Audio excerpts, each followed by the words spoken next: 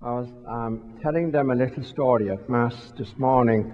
After being married for some 50 years or more, a man died, and his widow was heartbroken because she had lost her soulmate after 50 years.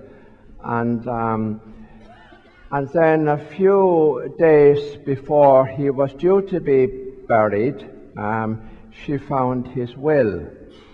And she discovered in his will that he had left everything he possessed to another woman.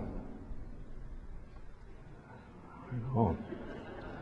So needless to say, she became very upset and agitated, and she dashed around to the stone cutter from where she had ordered the tombstone, and she said to the stone cutter, "I want the inscription on the tombstone changed."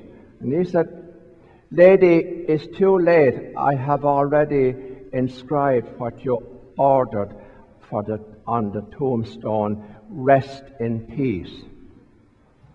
Well, she said, "You can add, till we meet again." Well, now that fits in. That fits in very well with the gospel this morning, because I kind of let my imagination run riot for a few moments, and I was just trying to imagine how would I have felt if I was one of the apostles locked in that room, as we're told, for fear of the Jews, and Jesus came and stood among them. Would I have been comfortable? I don't think I would. I don't think I would. How would I have felt had I been Peter? Well, I think my knees would be knocking.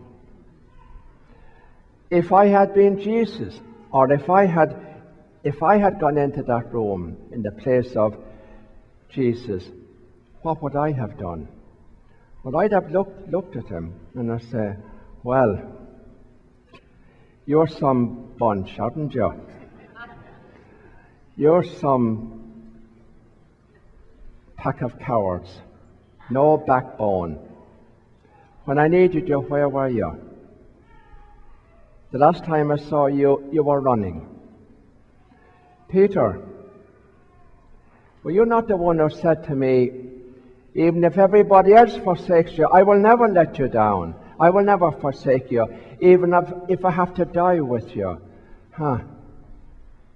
Empty words. Empty words. Peter, not only you cursed and denied me 3 times. How do you feel now, Peter? That's, I think, what I would have done. But the Lord comes in, and this is why it's called Divine Mercy Sunday. And what was the first words he said to them? "Peace be with you." Now that was a beautiful Jewish salutation. Shalom, shalom. And what it really meant, what that means is, may you become whole in the sight of God. That's the meaning of peace be with you. May you become whole in the sight of God. And so there he was, saying, "Peace be with you." And then we're told later on in the Gospel that he breathed on them. What's the significance of that? Well, you go back to right the beginning of creation, the creation of the first man, Adam, and we're told God breathed on him and formed him from the clay, and so began humanity. And then we're told Christ came in and he breathed on the apostles. Very significant, because it means he was restoring humanity to its former glory. And that's maybe a bit that we miss in the gospel. In the gospel. And he was totally forgiven anything they had said or done, and calling them back to be one again and to be his followers. Now, what's the significance for you and I here this morning when we listen to that? Well, I hope you believe in God's mercy. God isn't just merciful, God is mercy itself. And no matter what you do, no matter how bad you think you are never too bad to be forgiven by God. God's mercy is infinite. So don't be putting, so many times people have said to me, I feel God can never forgive me. Oh, well, where do you get that from? Don't be putting limits. Don't be putting limits on God's mercy. What about ourselves when it comes to mercy and forgiveness? And that can be a thorny question at times. We must be forgiving people. We must be. We must be people who are merciful. Because how can we expect to receive mercy from God if we're not people of mercy ourselves? Now look where we are today. Just look for a moment. You cannot deny the fact we live in a very divided society today. I mean, there's divisions everywhere. We are totally divided. Even in the church and even in our parishes, very often we are divided. You have the in-group and the out-group, and one will not speak to the other one. We have cliques. That's all causing division. Now, when it comes to politics, people are so divided today. There are families who are split down the middle because of politics. Don't give politics that power. Don't, please. Don't. Our unity is more important than that. Jesus wants us to be one. I love that prayer in the Mass, in the third Eucharistic prayer, and we'll use it this morning.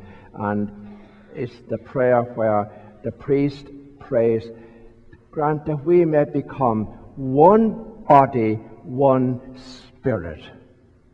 And that's what Jesus wants us to be.